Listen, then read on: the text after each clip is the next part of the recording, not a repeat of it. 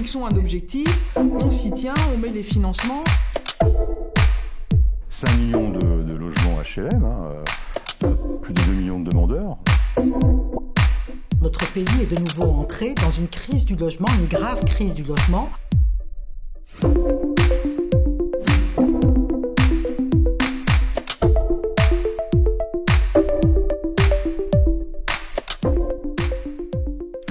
Bien, bonjour à tous et à toutes pour une nouvelle édition donc de Parole Libre. Bienvenue dans ces locaux de l'association, émission à destination des dirigeants et des acteurs du logement social, avec un nouveau thème d'actualité et de réflexion d'ailleurs aujourd'hui, HLM et écologie sensibilisés aux éco-gestes. Et après, nous poserons la question à notre invité. Notre règle reste la même. Pour cette heure d'échange divisée en 2 séquences, nous recevons d'abord un ou une invitée, le plus souvent issu du monde de la recherche, pour exposer le résultat de ses travaux. Puis, dans un deuxième temps, un ou une discutante, ce sera une discutante aujourd'hui, et nous tenons à ce terme de discutant, puisqu'elle viendra rejoindre notre invité, confronter ses observations au vécu des organismes, de leurs locataires, voire, et ce sera peut-être le cas, ce sera sans doute le cas aujourd'hui, celui des institutions qui les accompagnent. Adrien Mallier, donc docteur en sociologie de l'école des hautes études en sciences sociales et qui est tout nouveau maître de conférences à l'université de Strasbourg. Il fait sa rentrée en septembre et donc notre invité. Bonjour et bienvenue. Bonjour. Et vos travaux portent donc sur la relation que les classes populaires, en particulier les locataires de logements sociaux, entretiennent avec les questions écologiques. Vous avez très longuement enquêté auprès d'eux. Je voudrais signaler, c'est important pour nous, que vous avez été 2 fois lauréat du prix de l'Union sociale pour l'habitat, Caisse des dépôts, de la recherche donc sur l'habitat social. C'est bien ça, pour un article et pour vos travaux en général. Et vous dialoguerez donc tout à l'heure avec notre discutante. Elle est déjà présente dans le studio. Comme on l'a dit, c'est la règle, elle vous écoute. Il s'agit de Kim Kyusano. Elle est directrice adjointe de la stratégie et de l'accompagnement des acteurs à l'Agence pour la rénovation urbaine, donc l'ANRU. Et donc, elle viendra nous rejoindre dans un petit moment. Adrien Mallier, parlons d'abord peut-être de la philosophie générale de vos travaux. Les locataires du logement social, je crois que vous le répétez volontiers, constitue une cible privilégiée pour les campagnes de sensibilisation. Pourquoi ? Parce qu'on est plus près d'eux, on est quasiment à la porte du logement. Exactement. Alors, merci pour votre invitation. Je me réjouis de pouvoir discuter avec vous et partager les résultats de mes travaux. Donc, effectivement, ce que j'ai constaté dans mes enquêtes, c'est que les politiques de sensibilisation prenaient une forme particulière et une intensité particulière quand elles s'adressent aux classes populaires et plus particulièrement aux habitants des résidences HLM. Alors, la société dans son ensemble est sensibilisée au verdissement du style de vie, du quotidien. Depuis le début des années 2000, maintenant, on a beaucoup de campagnes de promotion des éco-gestes. Donc, c'est pas réservé à ce public. Mais ce que je constate, moi, c'est que vis-à-vis de ce public, il y a une manière particulière d'intervenir qui ne se limite pas à la diffusion de messages très généraux, à distance, dans les grands médias, mais où on va aller jusqu'au pas de leur porte pour chercher à les sensibiliser, à faire ce que les bailleurs sociaux, notamment, appellent des accompagnements à l'adoption d'éco-gestes. C'est un sujet d'étonnement pour vous, le sociologue ? Alors oui, finalement, disons, c'est quelque chose qui, pour les acteurs opérationnels, peut paraître très évident, voire très positif, très logique, exactement, et positif. Comme une façon de diffuser le message environnemental jusqu'à des publics dont on imagine qu'ils sont plus marginaux vis-à-vis de ces préoccupations environnementales. J'y reviendrai plus tard. Mais marginaux, on l'entend moins informés. Voilà, notamment. Vous le développerez, d'accord. On pourra en reparler. Mais d'un point de vue sociologique, finalement, si on cherche à positionner les groupes sociaux les uns par rapport aux autres, les classes populaires se distinguent par un style de vie moins émetteur en CO2, moins polluant, notamment à cause de la contrainte économique qui structure leur style de vie, c'est-à-dire que en ayant accès à moins de ressources économiques, finalement, on consomme moins de choses, mais aussi on se déplace moins, on se déplace moins loin, on se déplace moins en véhicule privé, davantage en transport collectif, et on prend moins l'avion, notamment. Bien sûr. Mais quand même, on pourrait peut-être vous répondre du côté du monde HLM que depuis toujours finalement, le logement social a servi de laboratoire, et dans le sens positif du terme. Très souvent, on expérimente avec ces populations, ou en tout cas avec ces logements, des attitudes qui ne sont pas forcément celles du privé. Alors, tout à fait. C'est vrai que le logement social constitue finalement un territoire où les institutions sont au contact des classes populaires. Elles sont beaucoup moins éloignées qu'elles ne le sont des classes populaires qui vivent dans le logement privé, par exemple. Et donc, ça a notamment constitué effectivement un laboratoire d'intervention, de politique, pour essayer de prendre en charge les problèmes sociaux et de réduire les inégalités.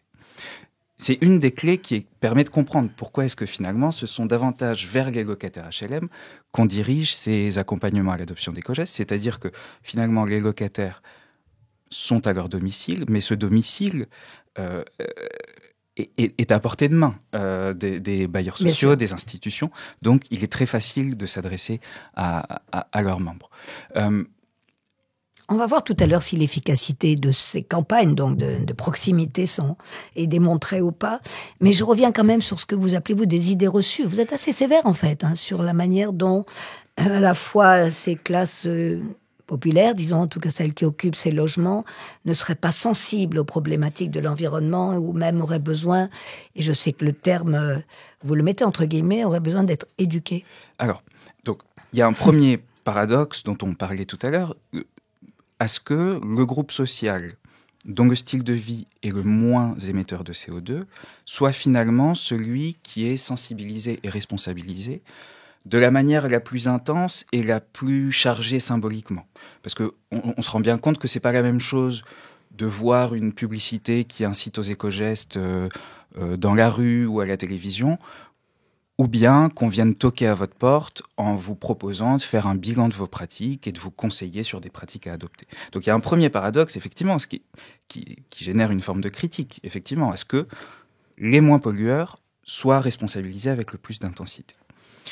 Deuxième forme de critique, c'est d'essayer de comprendre pourquoi est-ce qu'on cible ce public, et notamment, effectivement, parce que chez les bailleurs sociaux, chez les responsables municipaux, chez en fait les professionnels de la politique de la ville qui mettent en œuvre ces interventions, il y a l'intuition ou la conviction que ce public-là, effectivement, est plus éloigné des discours environnementaux, comme je le disais tout à l'heure, moins sensible à l'écologie, pour le dire autrement. Et donc, on va cibler ce public-là parce qu'on imagine que c'est celui qui a le plus besoin d'être sensibilisé, d'être éduqué. Et ça, effectivement, en fait, c'est des idées reçues, comme vous disiez, qui sont pas propres aux acteurs de la politique de la ville, qui sont très diffusées dans la société. J'ai aussi fait des enquêtes sur des militants et militantes écologistes du mouvement Alternatiba, où je retrouvais la même intention, représentation. Voilà, et la même intention de s'adresser spécifiquement aux habitants des quartiers populaires. Mais ces représentations, en fait, elles sont en décalage avec ce que moi j'ai observé en faisant mes enquêtes, en allant parler aux locataires et en les interrogeant en fait sur leur vision des problèmes environnementaux. Mais elles ont la vie dure. Et peut-être je continue de me faire un peu l'avocat du diable, si on peut dire, du côté des organismes, n'est-ce pas aussi une des missions quand même des organismes HLM que de s'approcher de leurs locataires et de répondre, alors là je parle pas d'éducation, mais des normes un peu du bien habiter, du bien se loger?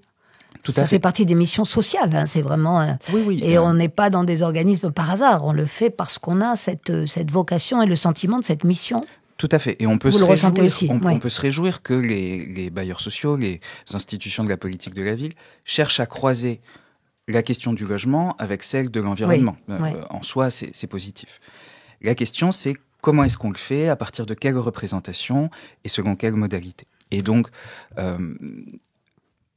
en fait, ces politiques de responsabilisation qui consistent pour les institutions à se déresponsabiliser d'une certaine façon en responsabilisant les individus et en leur disant « c'est à vous d'agir en changeant de comportement », elles ne sont pas propres au logement social, mais c'est une façon de prendre en charge ces questions qui ne permet pas de les résoudre, d'une part, parce qu'en réalité, c'est pas les gestes quotidiens des locataires HLM qui produisent le réchauffement climatique, et qui, d'autre part, finalement, détourne l'attention publique et les interventions publiques d'actions plus structurelles qui pourraient avoir plus de conséquences. Là, vous mettez le doigt sur le point crucial, en fait, oui. Et donc, par rapport à cette question du cadre de vie, par exemple, je pense que c'est quelque chose de très important pour les locataires y compris. Une des choses que j'observais, c'est que, par exemple, quand on s'adresse aux locataires à propos des questions environnementales, très rapidement, la très grande majorité des locataires parlent de la question des déchets, de la présence de déchets dans les environs des résidences HLM. Ce qui est une question de cadre de vie. Vivre entouré de déchets, finalement, c'est une souffrance, à la fois symbolique, morale, esthétique, une pratique. Agression, oui. C'est potentiellement source de maladies, parce que ça contamine l'air, ça contamine le sol, ça attire des animaux qui sont vecteurs de maladies. Donc, c'est une question de cadre de vie importante. Néanmoins, quand on regarde la façon dont c'est pris en charge par les institutions, c'est pris en charge à travers deux grandes figures. La question du jet d'ordures par les fenêtres et celle du dépôt sauvage des encombrants, qui toutes les deux appellent à responsabiliser les locataires par rapport à leurs pratiques, pour leur dire arrêtez de jeter les ordures par les fenêtres, arrêtez de mal déposer vos encombrants. Et donc on rend responsables les individus, les locataires, d'une situation dont ils souffrent, en les appelant à se transformer pour la résoudre. Alors qu'en réalité, la question des déchets, il peut y avoir des incivilités. Il y a des personnes qui jettent mal leurs déchets, il ne faut pas le nier. Mais ça ne suffit pas à expliquer le problème de déchets dans les résidences HLM, qui s'explique par toute une série d'autres causes qui sont structurelles, qui sont liées à la densité de population, qui sont liées au fait que les membres des classes populaires passent davantage de temps au domicile et dans ses environs que les membres des autres classes sociales, qu'ils ont moins accès à la voiture, qu'ils ont des fréquences de ramassage qui sont insuffisantes par rapport à la quantité de déchets produites sur un espace. Et donc, en fait, en ne parlant que du jet d'ordures par les fenêtres, on prend en charge le problème, ce qui est bien. Mais on le retourne contre les habitants. Exactement. Et on invisibilise d'une certaine façon le fait qu'ils en souffrent. Puisque, en fait, ce sont les fauteurs de troubles plutôt que les victimes de la situation. Ce qui va nous conduire au centre vraiment de vos travaux. Encore un mot, sont-ils si éloignés que ça des préoccupations environnementales? Ces locataires, vous l'avez dit, ils sont sensibles au dépôt des déchets. C'est une vraie question environnementale. Voilà, finalement, c'est une forme de préoccupation environnementale. Et on leur parle d'autre chose, c'est ça? Que de dire les déchets. On a tendance à leur parler d'autre chose, on a tendance à leur parler plutôt de questions environnementales qui sont plus dominantes à l'échelle de la société. Le réchauffement climatique, la perte de biodiversité, l'effondrement. Des questions qui, en fait, sont davantage abstraites, davantage globales et moins situées sur le lieu de vie et sur la vie quotidienne, en quelque sorte. Donc, premier point, effectivement, ils sont sensibles à certaines questions environnementales, davantage qu'à d'autres. Ce qui ne veut pas dire pour autant qu'ils sont ignorants ou insensibles au fait qu'il existe du réchauffement climatique. Moi, je n'ai rencontré personne qui était climato-sceptique dans mes enquêtes. Tout le monde disait oui, je sais qu'il y a du réchauffement climatique. Je le vis l'été. Ne serait-ce que la chaleur. Il fait 40 degrés parfois en été et j'en souffre. Néanmoins, ce que disent souvent les personnes, c'est que en quoi est-ce que je suis responsable de ça, moi ? En quoi est-ce que l'individu lambda est responsable de cette situation ? Et donc, les locataires mobilisent souvent ce qu'on a décrit avec mon collègue Jean-Baptiste Combi comme une forme de réalisme populaire. C'est-à-dire qu'ils abordent les questions écologiques d'une manière qui reconnaît ces questions, qui dit leur importance, mais qui cherche toujours à les ramener aux contraintes de la vie quotidienne, à la réalité des difficultés économiques, des difficultés sociales, de sa position dans la société. Et donc, en disant notamment, mais moi, un locataire, par exemple, me disait, mais c'est pas la douche du petit monsieur qui produit le réchauffement climatique. Et dans ce petit monsieur, on entend aussi le fait que, bien conscient d'avoir une position sociale dominée dans la société, les gens savent que, en fait, ce n'est pas eux qui ont le pouvoir de produire le réchauffement climatique, ni de le résoudre. Et donc, en comparaison d'un discours dominant à l'échelle sociale, qui valorise les gestes individuels, qui valorise la capacité d'agir de tout un chacun à travers l'adoption de pratiques comme le bio, le vélo, la réduction de la consommation de viande, les voitures électriques.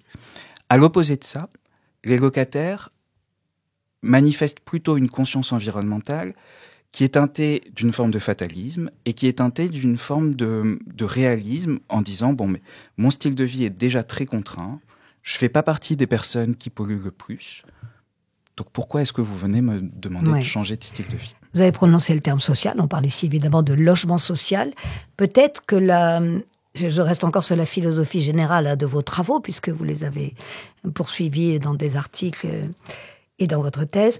Est-ce que la question n'est pas au fond qu'on n'a pas suffisamment lié l'environnemental et le social dans les critiques que vous émettez ? Est-ce qu'on a perdu un peu en route, je veux dire, ou est-ce qu'on a parlé trop séparément ?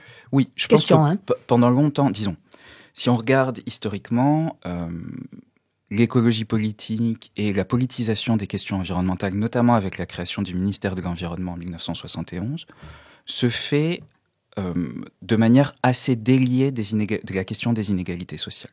C'est-à-dire, la question environnementale apparaît comme une nouvelle question sociale, en quelque sorte, qui remplace la question des inégalités.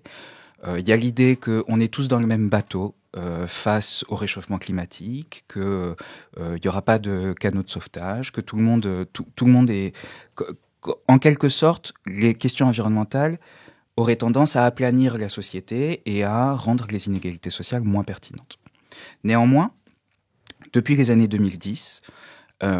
cette question du croisement entre questions sociales et questions environnementales devient de plus en plus pressante. Et en particulier, à mon avis, depuis le mouvement des Gilets jaunes, qui l'a posé avec une certaine acuité. Et finalement, les programmes que j'observe, ils cherchent d'une certaine façon à opérer ce croisement, à dire, nous allons sensibiliser spécifiquement un public qui est défini par sa position sociale défavorisée. D'inégalité, voilà. Position. Le problème, c'est que, à mon avis, on manque de profondeur de réflexion et de profondeur historique sur la façon dont il faudrait coupler ces deux questions. Et finalement, accuser les pauvres, les personnes défavorisées, de polluer davantage, d'être moins sensibles aux questions environnementales, c'est une façon de croiser ces deux questions, mais de mal les croiser en quelque sorte. Adrien Mallier, en fait, à qui parlez-vous ? Qui est ce « on » ? Est-ce que ce sont surtout les politiques publiques ou est-ce que ce sont les bailleurs qui sont au plus près du terrain ? Avec une autre question peut-être liée à ça, vous avez parlé du pas de la porte, j'ai repris l'expression, mais elle est de vous. Est-ce qu'il n'y a pas aussi chez les habitants, les locataires, un sentiment d'intrusion aussi ? Après tout, c'est le domaine de l'intime, vous rentrez chez moi et vous me dites ce que je dois y faire. Oui, alors on peut repartir de cette deuxième question. Donc à qui parlez-vous là ? Aux bailleurs ou aux politiques publiques ? Alors, effectivement, chez les locataires, donc tout à l'heure je vous disais, il y a le sentiment de ne pas être les premiers responsables, d'être conscient des problèmes, mais de ne pas être les premiers responsables. Et en forme de réaction à cette politique de sensibilisation, il y a aussi souvent des discours qui disent « mais je suis chez moi, je fais ce que je veux ». Donc une tentative de protéger son autonomie domestique, en quelque sorte, de vivre chez soi en étant maître chez soi, sans être soumis à des injonctions. Vous l'entendez ça aussi dans les enquêtes, bien sûr. Oui. Mais aussi un autre discours qui dit mais de quelle légitimité a le bailleur pour me dire à moi quoi faire quand lui-même laisse la lumière des halls allumée la nuit, arrose pendant qu'il pleut, soleil. Ou en plein soleil. Et donc il y a une exigence d'exemplarité qui est renvoyée au bailleur pour contester sa légitimité à chercher à éduquer. Alors, à qui je m'adresse ? C'est une grande question. Mais disons, il ne s'agit pas de jeter la pierre aux bailleurs sociaux particulièrement. Les bailleurs sociaux, en partenariat avec les mairies dans mes enquêtes et avec tous les acteurs de la politique de la ville, mettent en œuvre ces politiques qu'on peut critiquer, comme on l'a vu. Mais il me semble que ces politiques révèlent des tendances sociales qui dépassent les bailleurs sociaux, qui dépassent les acteurs de la politique de la ville, dans la façon de concevoir la position des classes populaires vis-à-vis des questions environnementales et dans la façon de concevoir le rôle des individus par rapport à la résolution de ces questions. Et donc, oui, il me semble que... Et je pense que les bailleurs sociaux sont intéressés par cette critique. Il me semble que ce serait bien que les bailleurs sociaux écoutent la critique vis-à-vis des programmes d'accompagnement et repensent certains modes d'action, certaines interventions. Mais au-delà d'eux, en fait, il s'agit d'essayer de construire une réflexion sur le croisement entre inégalité sociale et questions environnementales et de voir qu'en fait, les classes populaires ne sont ni les premières pollueuses, ni insensibles à l'environnement. Et alors que beaucoup d'acteurs politiques aujourd'hui parlent d'écologie populaire comme un slogan pour essayer de ramener les classes populaires à l'écologie, je pense qu'il faudrait engager une vraie réflexion sur la façon dont les inégalités sociales façonnent le rapport aux questions environnementales. Oui, parce que alors venons-en à notre deuxième partie, une fois qu'on a vu la philosophie de ce travail, les enseignements qui sont issus des campagnes de sensibilisation. Et vous avez conduit de nombreuses enquêtes auprès des habitants, donc sur ces campagnes d'éco-gestes. Il faut le rappeler, d'ailleurs, ce sont des associations qui sont mandatées par les communes, par les organismes HLM pour intervenir dans ces campagnes. C'est pas très directement. Et le constat est très clair, c'est que vous nous dites, en fait, il y a une très faible réalisation de ces programmes. Peu de ménages acceptent de suivre l'accompagnement ou le font mal. Enfin, mal, encore une fois, entre guillemets. Malgré l'argumentaire qui est plutôt autosatisfait. C'est-à-dire, on nous dit, mais au fond, ça se passe bien, il faut continuer. On verra tout à l'heure ce qu'en dit Kim Chiusano, qui viendra discuter avec vous. Mais il y a un paradoxe, là. Qu'est-ce qui se passe? On est satisfait des campagnes du côté des donneurs d'ordre et on ne les applique pas du côté des locataires. Alors, effectivement, moi, j'ai enquêté dans 3 résidences de région parisienne. Avec différents dispositifs, des services civiques, des associations de médiation qui organisaient ces porte-à-porte et toute une série d'autres événements de sensibilisation, des ateliers collectifs, des ateliers de lecture de factures au centre social, des événements festifs. Enfin, on a eu depuis une dizaine d'années le développement de tout un tas de modes d'action qui font cette sensibilisation aux éco-gestes.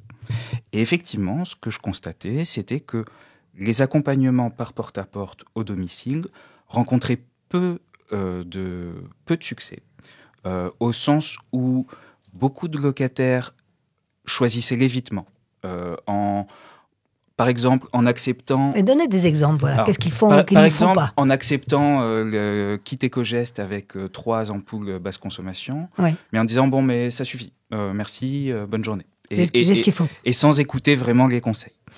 Ou bien en disant, non, ça m'intéresse pas, si vous voulez prendre le café, vous êtes bienvenus, mais ça m'intéresse pas vos conseils. Et donc, le taux de recrutement, finalement, était entre 5 et 10%. Dans les résidences où j'ai enquêté. Très faible. Ce qui est faible. Néanmoins, effectivement, du côté des donneurs d'ordre, donc des mairies, des bailleurs sociaux, j'écoutais des discours assez satisfaits et qui nourrissaient le fait que les programmes étaient renouvelés d'une année à l'autre et qu'en fait, ils ne s'arrêtaient pas. Alors, comment est-ce qu'on peut comprendre ça? Il y a plusieurs choses, à mon avis. Premièrement, il y a une question d'affichage. En mettant en œuvre ces programmes, finalement, on montre qu'on cherche à faire quelque chose pour l'environnement, on montre qu'on apporte quelque chose aux locataires, on fait des actions. Et donc, il y a une question d'affichage où finalement, peu importe le taux de réussite à la fin, on affiche quelque chose. Mais c'est pas suffisant, en fait, pour comprendre ça. Il me semble qu'une autre explication, c'est l'idée qui revenait souvent dans les discours que j'ai recueillis, que même si les gens ne changent pas de comportement ou ne suivent pas avec beaucoup d'intensité l'accompagnement, ils entendent parler du développement durable et donc qu'on sème des graines. Et que peut-être que ces graines, dans quelques années, produiront leurs effets.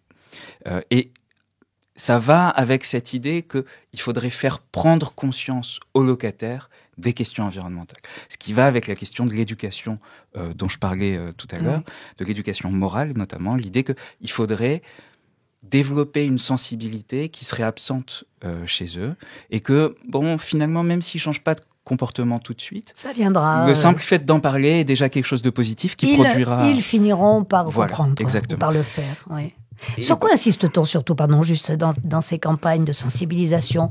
Vous l'avez dit, bon, évidemment, ils ne se sentent pas très concernés par les voyages en avion ou les incendies de forêt en Amazonie, mais quand même, l'argument bon pour la planète peut fonctionner, ou c'est plutôt l'argument bon pour le porte-monnaie qui existe aussi? Voilà, ce que je voyais, c'était que dans les programmes sur lesquels j'enquêtais, l'argument bon pour la planète était systématiquement mobilisé, mais systématiquement associé aussi à l'idée que c'était bon pour le porte-monnaie.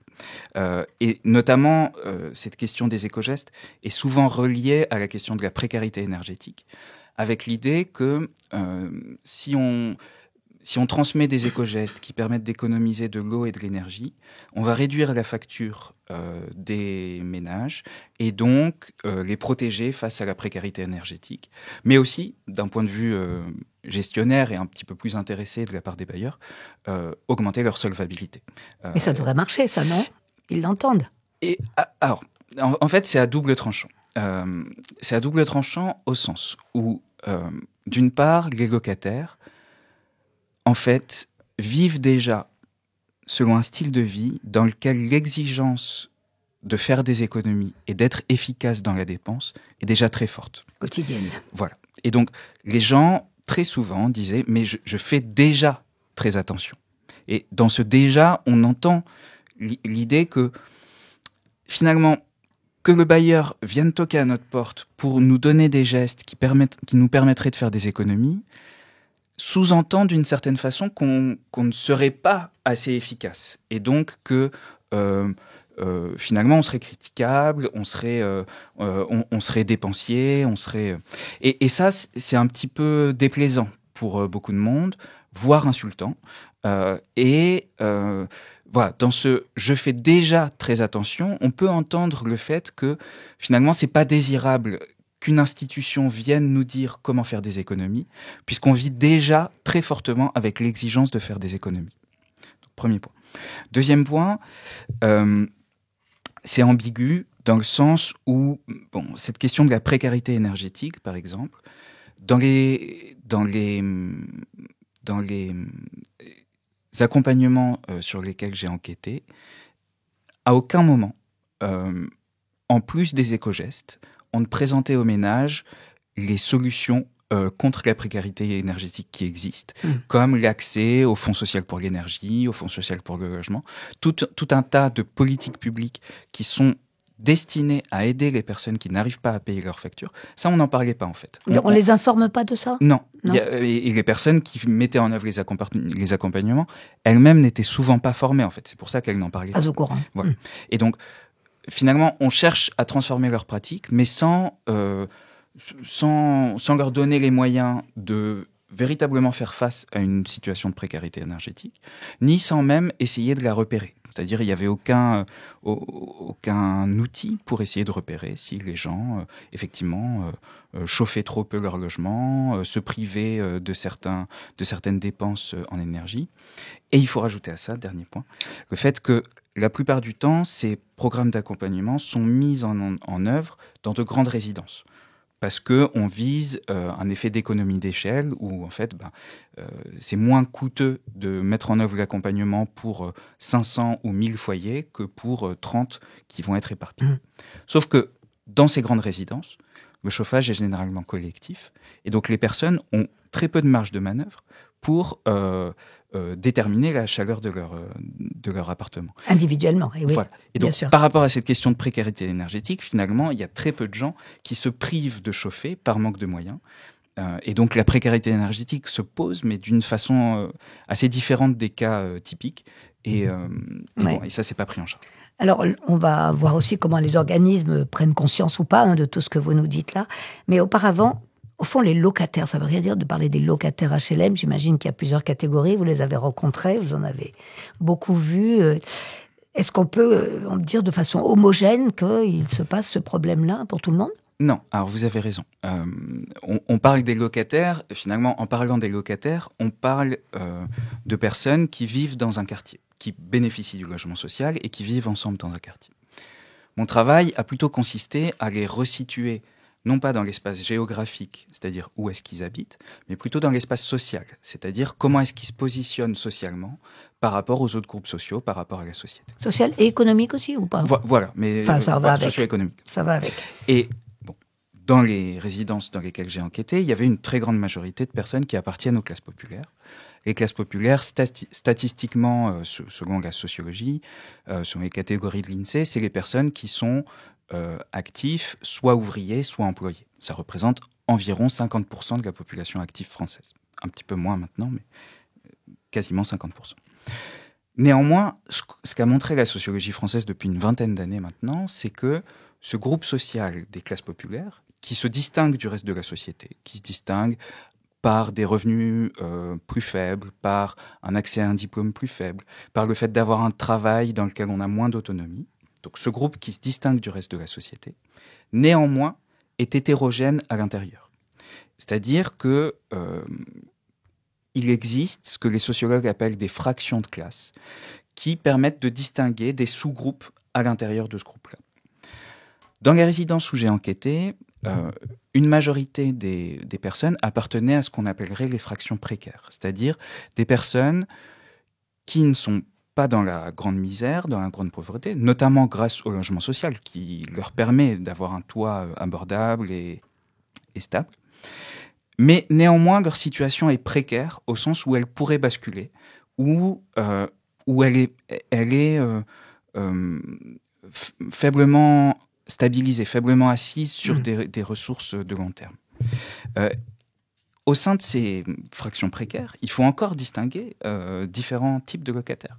Moi, ce que j'observais, par exemple, c'est que la question des déchets opposait très fortement certaines fractions des locataires, notamment les jeunes au reste. C'est-à-dire que une des principales cibles des commentaires sur ceux qui jetteraient mal leurs déchets, c'est les jeunes.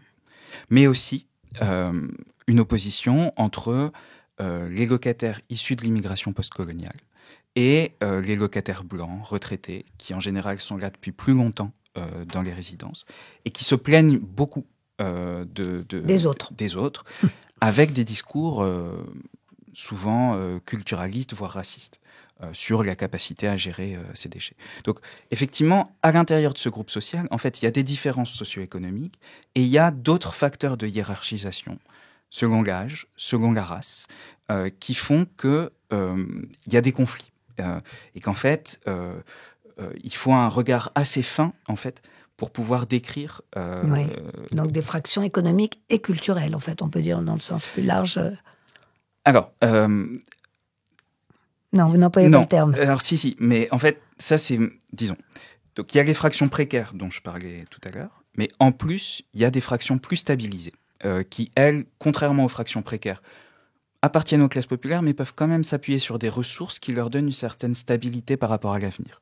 Et on distingue, avec mon collègue Jean-Baptiste Combi, les fractions stabilisées économiques et les fractions stabilisées culturelles.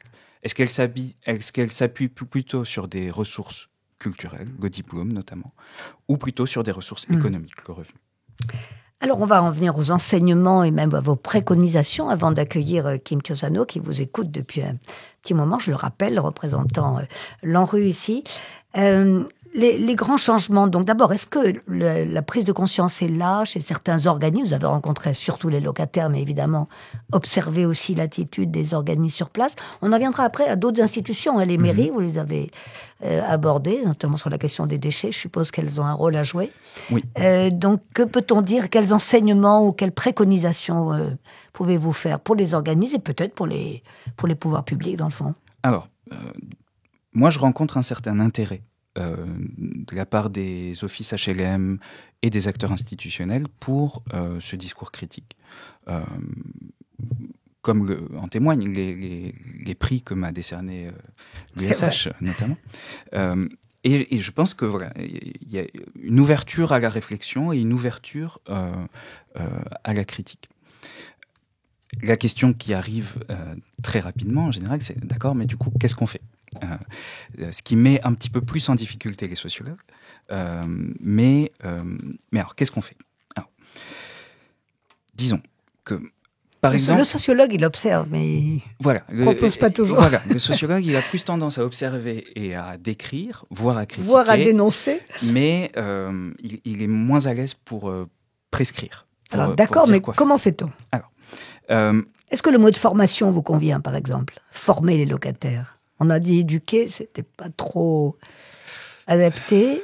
Est-ce que les formations ne réussissent pas toujours? Enfin, on verra tout à l'heure avec Kim Chiusano, mais il me semble que ça a été tenté.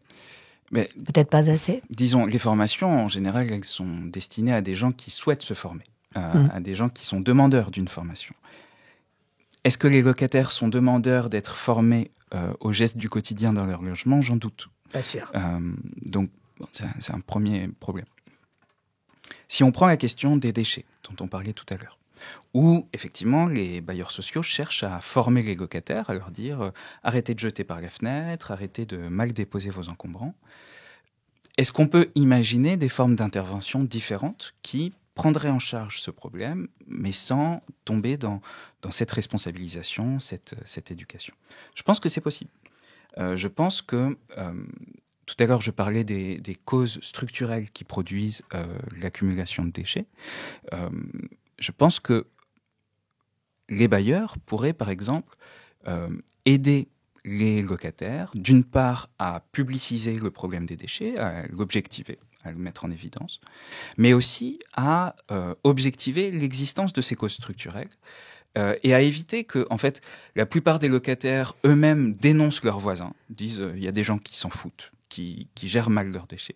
Et au lieu d'accuser, au lieu par exemple que les retraités blancs n'accusent leurs voisins et voisines issus de l'immigration de ne pas savoir gérer leurs déchets, est-ce qu'on ne pourrait pas essayer d'amener les locataires à politiser la question des déchets différemment, en révélant ces causes structurelles, en exigeant par exemple des mairies qu'elles organisent des ramassages plus fréquents aux abords des résidences, en agissant sur tout un tas de leviers qui pourraient recadrer ce problème différemment, d'une manière qui ne soit pas stigmatisante envers les locataires. C'est intéressant que vous parliez de politiser. Ouais. Oui. C'est une question politique, en fait. Alors ça, la sociologie l'a montré quand même depuis 20 ans, c'est que la politique de la ville a eu tendance à se développer d'une manière dépolitisante, en évitant le conflit, en évitant de poser des questions trop politiques vis-à-vis de l'organisation du travail, de la société, vis-à-vis des conflits sociaux.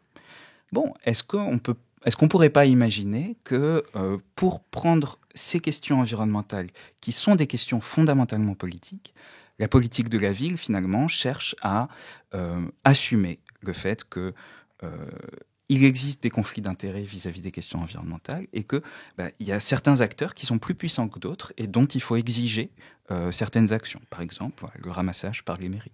Ou un autre problème autour des déchets, par exemple, que tous les acteurs que j'ai rencontrés connaissent bien, c'est le fait que des acteurs extérieurs viennent déposer leurs ordures dans les résidences. Des entreprises du BTP, des particuliers qui se servent des résidences comme de mini-déchetteries, en quelque sorte. Comme c'est déjà sale, on peut salir encore plus. Bon, est-ce que ce ne serait pas le rôle des mairies de renforcer les contrôles, les sanctions contre ce genre de choses? Donc voilà, est-ce qu'on ne peut pas aider les locataires à produire un autre cadrage des questions environnementales qui leur soit plus favorable, qui soit moins stigmatisant et qui valorise en fait le fait que leur style de vie est faiblement émetteur, qu'ils subissent certaines souffrances liées à la dégradation de leur cadre de vie et qu'ils pourraient s'organiser pour demander des changements. Est-ce que ça ne vient pas aussi un peu trop top-down, comme on dit? Ça vient de constamment des injonctions à verdir, à mieux se comporter, à mieux gérer. Est-ce qu'il y a un autre moyen de passer par les locataires eux-mêmes? Je ne sais pas. Voilà, dans la même... Ça fait partie de vos observations? Même lignée, au lieu que les institutions se positionnent dans la position du sachant qui a la connaissance, qui va la diffuser vers les locataires, est-ce qu'on ne pourrait pas s'appuyer sur la connaissance des locataires, notamment de leur cadre de vie, ou aussi, par exemple, d'un style de vie faiblement émetteur, le fait qu'il y a des compétences, en fait, chez les locataires pour économiser l'eau, économiser l'énergie, pour polluer peu, finalement. Est-ce qu'on ne pourrait pas s'appuyer sur ces connaissances pour, effectivement, les politiser, les faire émerger, leur donner une autre valeur que ce qu'elles ont actuellement? Les valoriser Voilà. parce qu'ils savent comment faire. Exactement. C'est à peu près ça. On est peut-être trop technique aussi sur ce qu'on leur a proposé dans les appartements. Pas partout, mais dans les expériences qui sont tentées. Oui. Vous parliez des 3 ampoules LED, je ne sais plus. Mais enfin, il y a d'autres aménagements qui sont parfois complexes. Oui. Alors, c'est vrai, moi, j'aime pas travailler sur ce genre d'intervention et de terrain. Mais effectivement, il y a une autre politique, en plus de la responsabilisation, ça a été la construction de bâtiments très technologiques, très performants énergétiquement, et dont toute une série de travaux montrent qu'en fait, ils ont été conçus avec un point de vue d'ingénieur qui permet en théorie cette performance énergétique, mais qui en fait n'est pas adapté aux usages, au style de vie des locataires, et effectivement qui dans la pratique du coup ne délivre pas ni le confort ni l'efficacité énergétique qui était envisagée par les ingénieurs. Donc effectivement, ça c'est une autre série de réflexions qui existe. Qui fait le lien avec notre précédente émission et notre précédent article. D'ailleurs, Margot Pellegrino, une autre chercheuse, est venue nous parler de l'industrialisation de la rénovation avec parfois effectivement des aménagements très techniques. Voilà. Bien, merci beaucoup Adrien Mallier. Merci voilà beaucoup d'éléments à discuter, beaucoup de critiques, mais aussi des préconisations. On va demander tout de suite à Kim Chiusano de vous rejoindre. Elle vous a attentivement écouté. Une directrice donc à l'ANRU, et elle va ajouter des questions aux miennes ou des commentaires sur ce qu'elle-même observe de son côté.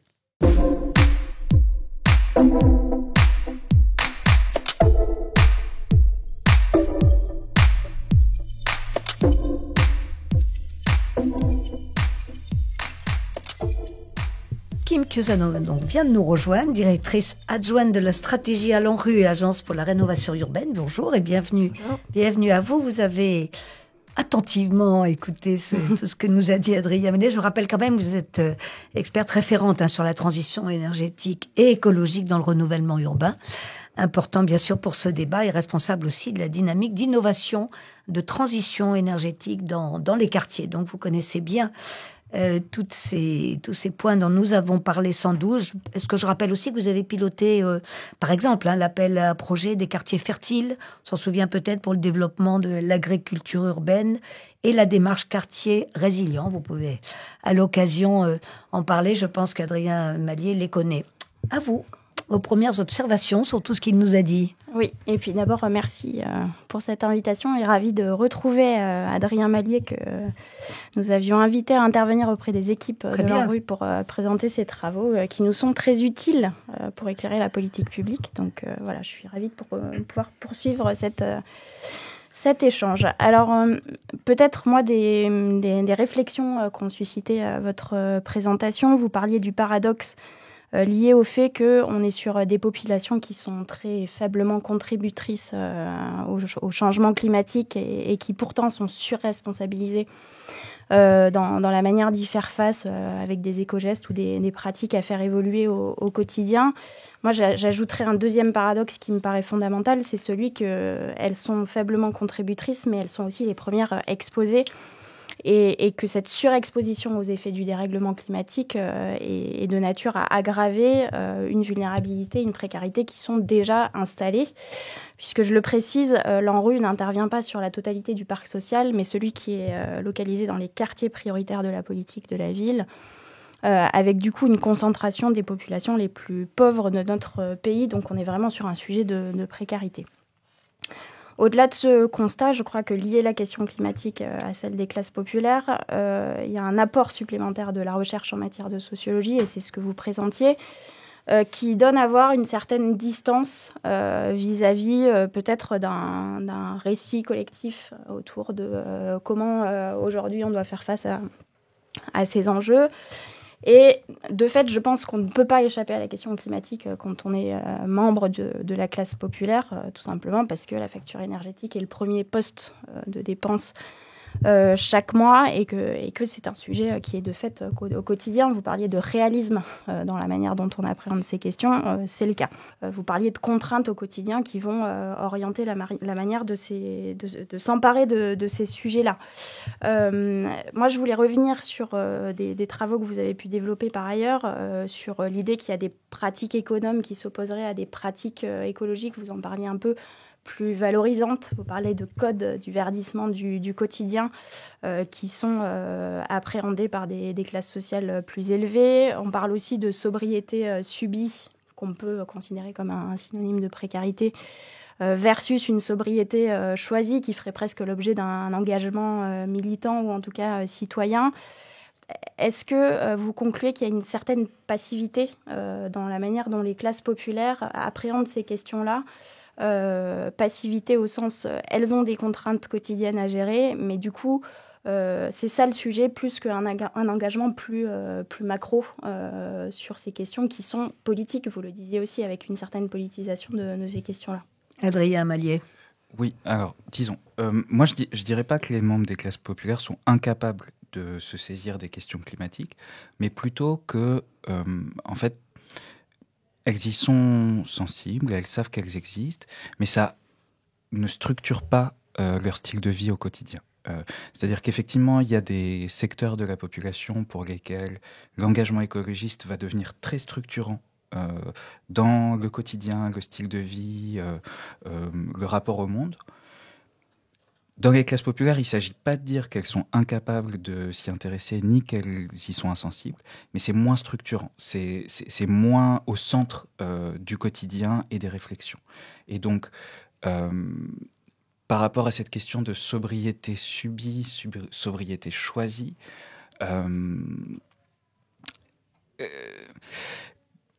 le problème que j'ai avec cette distinction, c'est que souvent elle est utilisée pour dire que si les classes populaires devenaient plus riches, moins contraintes économiquement, elles deviendraient polluantes comme le reste, puisque leur sobriété n'est que subie.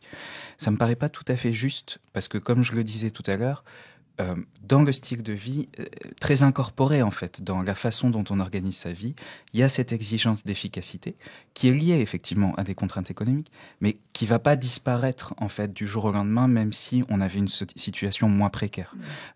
C'est les effets de la socialisation, quoi, en sociologie. C'est l'idée que notre façon d'être, notre façon de faire, en fait, a une certaine stabilité qui est façonnée par nos conditions de vie. Mais du coup, cette sobriété, effectivement, elle est d'une certaine façon subie, mais elle est aussi valorisée en quelque sorte. C'est-à-dire que le fait d'être capable d'avoir des gestes efficaces, d'être économe, c'est quelque chose qui est valorisé. Et au contraire, le fait de s'en foutre, c'est une expression qui revient souvent, est très dévalorisée. Et donc vous l'avez dit d'ailleurs tout à l'heure, c'est bien de... Enfin, il faudrait peut-être, alors je ne sais pas, c'est une question ouverte, mais valoriser davantage ceux qui savent déjà gérer leur budget, voilà, au lieu de leur dire vous le faites mal. Enfin, je ne sais pas. Voilà, exactement. C'est un petit peu le sens de votre remarque. C'est pas que subi au sens où il y a des capacités, il y a un choix, il y a une valorisation de cette capacité à consommer peu. Mais effectivement, comme vous le disiez, c'est pas valorisé écologiquement par les personnes, c'est-à-dire qu'elles attachent pas une fierté écologique au fait de ne pas avoir de voiture, au fait de faire attention dans la consommation d'eau et d'électricité. Et ça, on pourrait effectivement les aider à davantage le valoriser écologiquement et lui donner une valeur sociale plus claire. Kim Cuosanno. Nous, du point de vue de l'ANRU, on a quelques chiffres sur le sujet. On a commandité plusieurs sondages auprès d'un échantillon de personnes habitant pour moitié en quartier prioritaire et pour moitié dans d'autres territoires. Et ce qu'on note, c'est une attention réelle aux éco-gestes, des éco-gestes qui sont installés, que ce soit sur l'économie de l'eau, sur la réduction du chauffage à des fins d'économie d'énergie, sur la mobilité aussi, les transports. Et ce qui est intéressant, c'est que ces éco-gestes sont parfois plus valorisé, enfin en tout cas mis en œuvre qu'ailleurs, et que le motif environnemental est aussi convoqué par ces personnes pour justifier d'avoir baissé sa consommation d'eau. Et vous parliez d'initiatives citoyennes type banlieue, climat, etc., qui portent l'idée qu'il faut avoir un accompagnement spécifique donner les moyens à ces personnes de comprendre ce qu'elles font déjà, et puis peut-être de le qualifier pour des pratiques qui sont déjà installées. Mais l'avantage de ces initiatives citoyennes, c'est aussi de souligner qu'il y a une conscience écologique qui est réelle, avec une crainte face aux perturbateurs endocriniens sur des questions de santé environnementale, par exemple, et des mobilisations qui se structurent parce qu'il y a une conscience de cette surexposition aux vulnérabilités climatiques et environnementales. Donc moi, je n'incarne pas la politique publique des bailleurs sociaux qui vont jusqu'à la porte des locataires, comme on l'évoquait. L'ANRU intervient à une échelle nationale, 450 quartiers. C'est une politique publique de solidarité nationale, donc qui est majeure dans son investissement. Mais ce qu'on constate, c'est que factuellement, ces pratiques existent, avec des réflexes de sobriété qui sont là, des préoccupations peut-être plus fortes qu'ailleurs sur la rénovation énergétique des logements, sur la végétalisation de l'espace public, y compris parce qu'on est sur des situations de cadre de vie plus dégradés qu'ailleurs. Et vous évoquiez en introduction les programmes mis en œuvre par l'ANRU.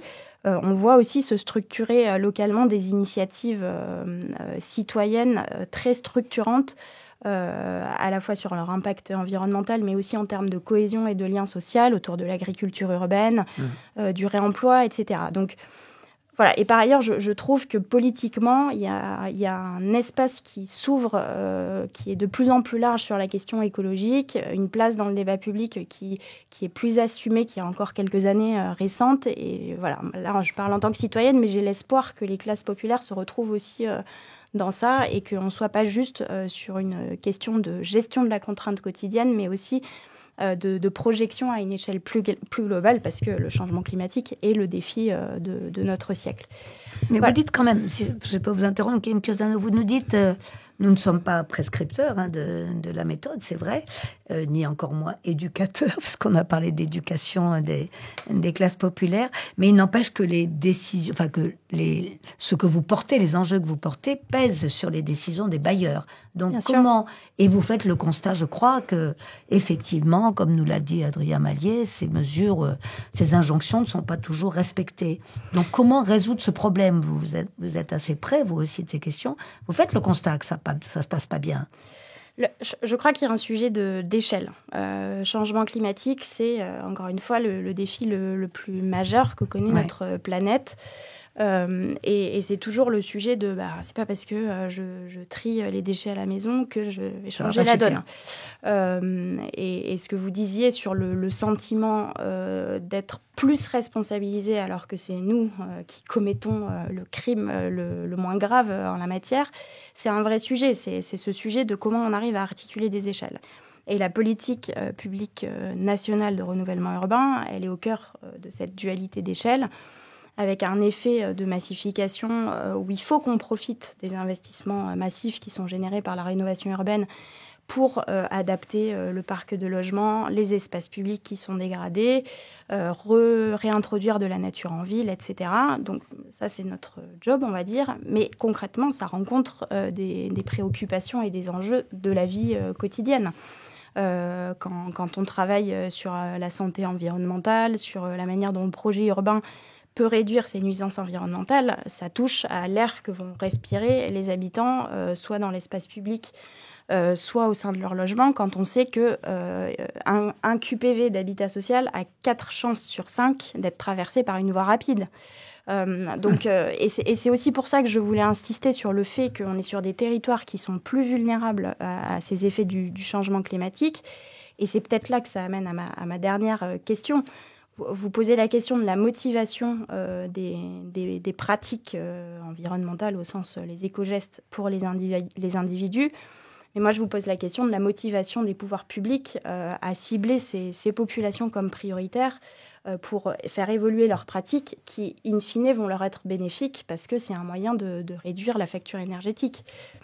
Je vous parlais tout à l'heure de ces logements suradaptés sur le plan énergétique, mais où la prise en main par les locataires n'est pas accompagnée et où, du coup, les fenêtres vont rester ouvertes. C'est ça. Voilà.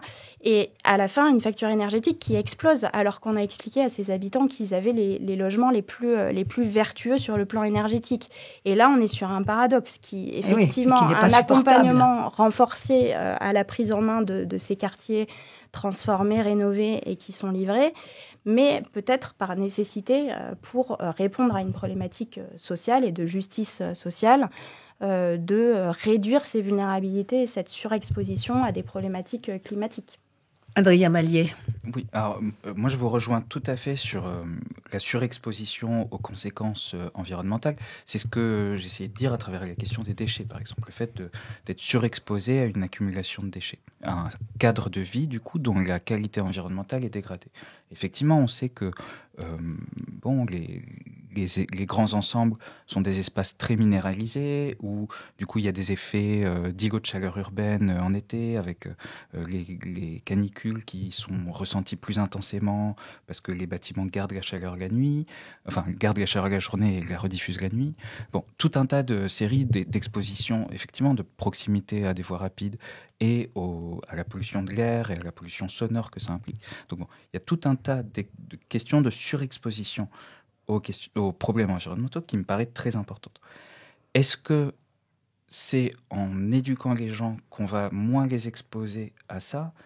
J'en suis pas convaincu. Et c'est pour ça qu'il me semble que c'est bien que l'ANRU, dans cette question du renouvellement urbain, intègre un prisme sur comment est-ce qu'on fait pour limiter les effets de chaleur urbaine, limiter l'absence de nature en ville. Donc tout ça, je pense que c'est très positif. Par rapport à mes enquêtes, moi, ce que je voyais par rapport à la question des déchets, c'était que finalement, on reconnaissait pas ça comme un problème écologique, mais on reconnaissait le problème des déchets, mais on cherchait à le résoudre uniquement en éduquant les locataires. Et ça, je pense que c'est une tendance qui est aussi forte de la politique de la ville, d'encadrer les manières d'habiter des locataires, et qui pose problème, selon moi.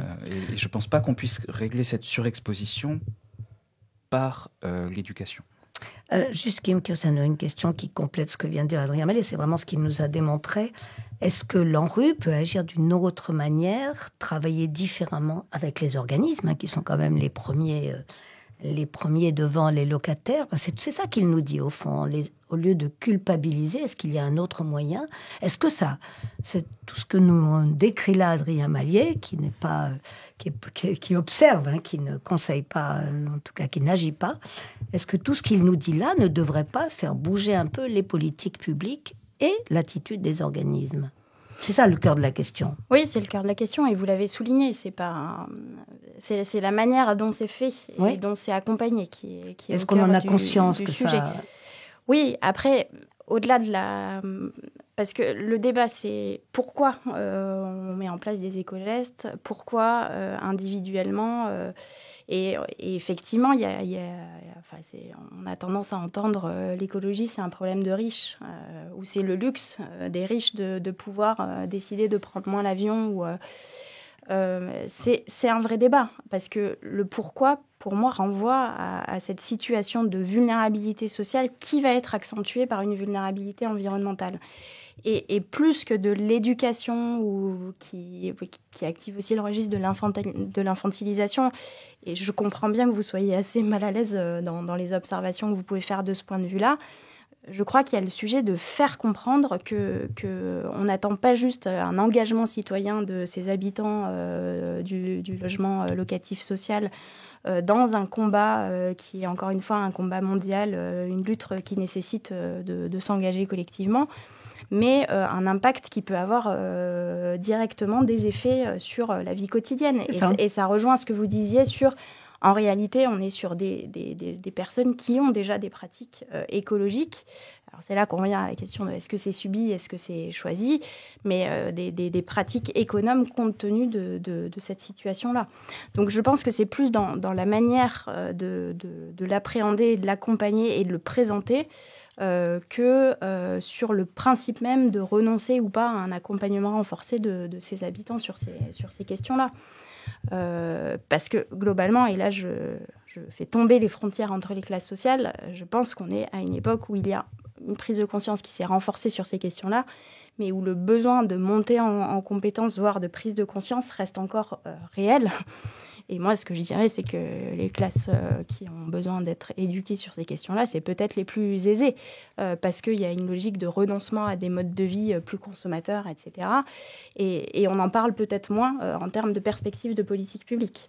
On va laisser le mot de la fin à Adrien Maliet, nous y sommes déjà. Qu'attendez-vous? Une question assez directe. Remarquez, vous pouvez répondre tous les deux. Qu'attendez-vous des organismes, après tous ces constats que vous faites l'un et l'autre? Pardon, oui, je vous laisse répondre, bien sûr, Hakim, bien sûr. Et faire ça, et bien sûr, répondre à votre question en même temps. Disons, tout à l'heure, on parlait de politisation, d'arriver à accompagner les locataires, non pas dans une transformation individuelle, mais dans une politisation collective. Effectivement, c'est ça qui peut-être manque pour l'instant. Ce serait le fait que les membres des classes populaires, non seulement formulent des demandes collectives vis-à-vis de cette surexposition pour moins la subir, mais aussi vis-à-vis de l'organisation sociale qui produit du réchauffement climatique, qui produit des problèmes environnementaux, dont eux sont finalement moins comptables, moins responsables. Et donc, voilà, peut-être que dans ce souci partagé de donner une importance aux questions environnementales, sans nier qu'elle ait déjà de l'importance pour les gens, mais renforcer son importance sans non plus être infantilisant, responsabilisant, éducateur. Peut-être que voilà, ce qu'il faut chercher à faire, c'est arriver à politiser ces questions, montrer que en fait, c'est des enjeux collectifs qui engagent des décisions politiques, des décisions de personnes qui ont du pouvoir politique, économique, et que, alors voilà, est-ce que les organismes ne pourraient pas participer à cette politisation, participer à aider les personnes à se saisir collectivement de ces enjeux pour formuler des demandes collectives? Voilà, ça me paraîtrait être une piste vers où aller, quoi. D'accord avec ça, Kim Chiusano, et on va conclure. Oui, plutôt, mais je crois aussi qu'on est sur vous parlez de responsabilité collective, et ça veut dire pour nous, pouvoir public, d'assumer aussi ce qu'on a apporté.